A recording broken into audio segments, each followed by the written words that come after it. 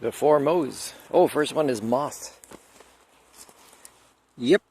Don't know when the moth went, but I did about 79 kilometers, which is an anthropocentric language, kilometers. Moths don't know what that means, or they belong to the natural world. That's just a unit of measurement of the people primates, and only some of them get it. And the ones that get it, only some of them use it efficiently. Here's another tool of measurement the moth wouldn't have used. For me, about $9 of fuel, the 91 or 94 octane prices at the current prices where it is that I put it at the time. Oh, the other mo is modafinil. You know, I'm barely taking any modafinil during this trip because my mind is stimulated, you know, from the journey, the challenge, the efforts. It keeps my mind.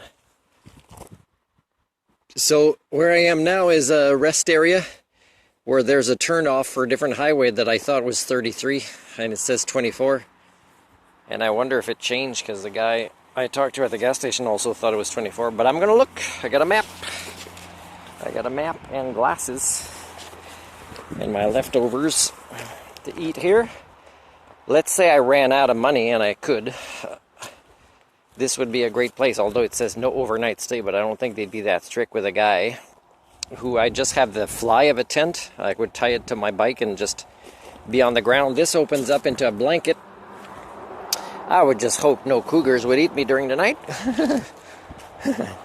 And so, the other two mo's, Mo 6. Oh, so that's a couple of jokes. Like, for example, this one-cylinder engine vibrates at a very pleasing frequency at 110, like it is very pleasant to the perineum. Except, I'm not just single because I'm an Homo sapien, which pushes Homo communia women away because of my thinking tools, but I'm also riding solo without, you know, a group to ride with because of my human thinking tools, where they might go 110 where it's 100. So if it's 90 or 100, that's my maximum if the conditions are well. And even if it's pavement, if I'm unfamiliar with the road and there's a recommended speed of 80, I probably won't keep 100. Probably come down to 90. And again, I would like to bring it up to 110 to enjoy. There's a funny sign I saw. This is the second of 3 mature jokes. The second one is I saw a sign. It said, like going up in the mountain, it said, Dick Range. I'm thinking, man, what do they shoot over there? Like, what hot pistols fire there? It's like, is it like one of those glory hole competitions I heard about? Anyways, that's your second joke. The third one I am replacing with a lighter one, because the third one is related to the hotel guests next to me that arrived yesterday. And there's a link to the guy's behavior as opposed to my behavior, which again proves why I'm alone, because I respect women. And but anyways, let's not finish that one. So the other thing I wanted to say is, hey, you know, if I won $100,000, I'd ask my dad if I can buy his home. And he would think it's the house. And for me, it's like his motorhome. Like, that's not a home. Oh, that's a home. That'd be like the most luxurious home. For me, it'd been I win the lottery. And I'd give him a fair price. Or, you know, maybe we'd write it in the paper of his will if he's not using it anymore, that whatever the value is, because he could gift it to me, and after he passes away, that gift value would be compensated with my one sibling. I don't know. Because then I wouldn't have to pay taxes. But I'd still have to pay an inspection if I want to insure it in BC, and I'd feel less robbed if I insured it in BC than in Quebec. So, and that's measurable. So for me, again, that would be a home, and it would be a home that would allow me to leave to go to a Latin country that I might be interested in and never come back from.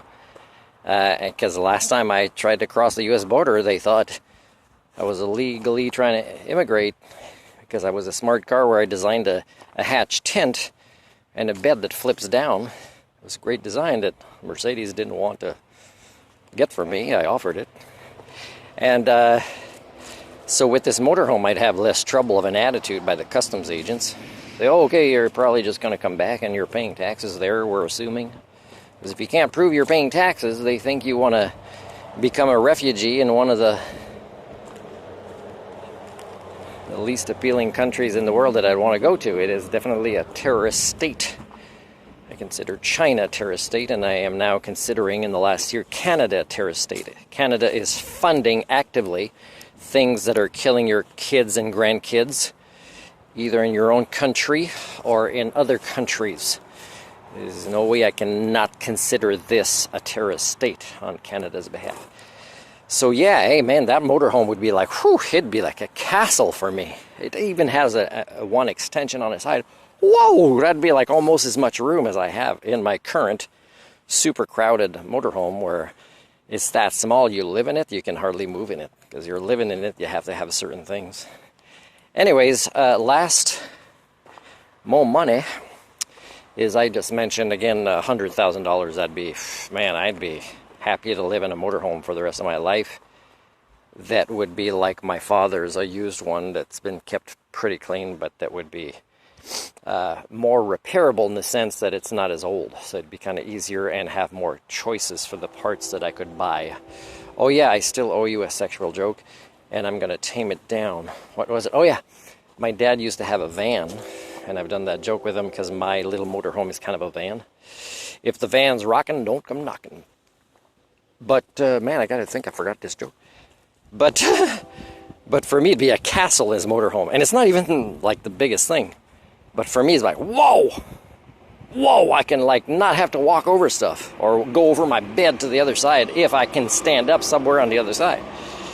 So for me, it'd be the bumper sticker would be, if the home's rocking, don't come knocking.